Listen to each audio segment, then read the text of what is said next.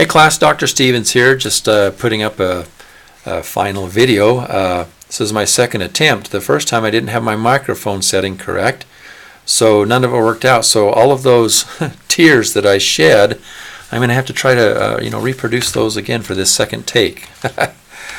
Anyway, just want to let you know, as you're approaching the deadline for submitting your literature review, I'm actually going to be out of town next week on the 20th. I've got a conference that I'm attending in California, and I will have internet access, but I'm going to be in conference sessions most of the day, and so I might not be very available to respond to you if you have any last-minute panicked, tearful problems that you hope to have me help you solve. So I would encourage you that if you have anything like that you need me to help you with, that you get it to me by Tuesday next week on the 18th, because I'm leaving town early on the 19th, and I can't really say how readily I'll be able to respond to you.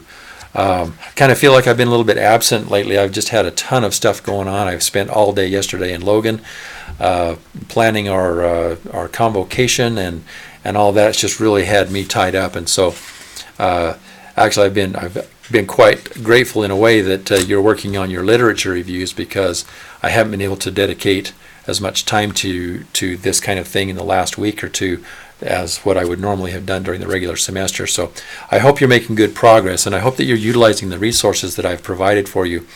In the course under modules, one of the first headings there in modules is helpful information. Under that heading, you're going to find 3 resources. One is the APA template, which I'm expecting that you've got that memorized by now.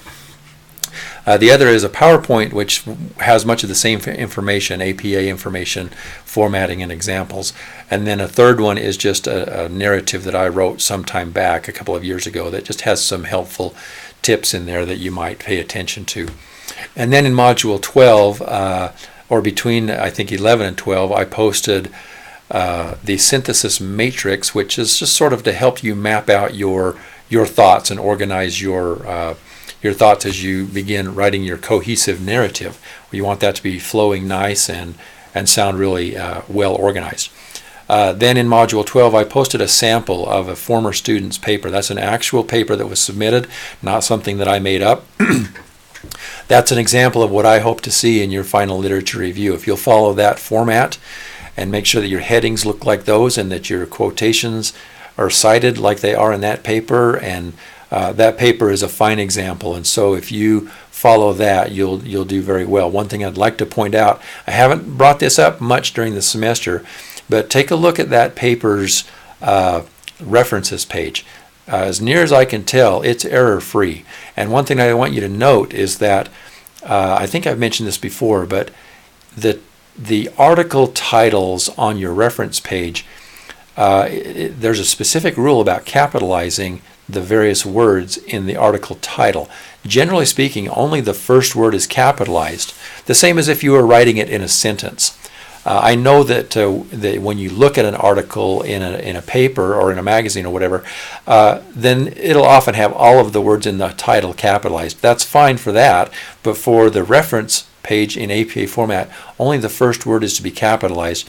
Unless you have a colon in the title, then the first word after that colon is also capitalized. And then, of course, if you have any proper nouns or anything like that that would normally be capitalized in regular grammar, then of course those are. But pay attention to that sample. It's a really good example of how to do it correctly. Then I've also posted a video there that I recorded, I think, about a year ago for a previous class. It's got some helpful information there. So follow those. Pay attention to it. Be sure to get your work submitted on time. As I've mentioned before, this is a large class, and I have only a few days to get all your papers graded on time and submitted by the registrar's deadline. And as I mentioned, I'm going to be out of town part of those days, so I really need to have you get them in on time.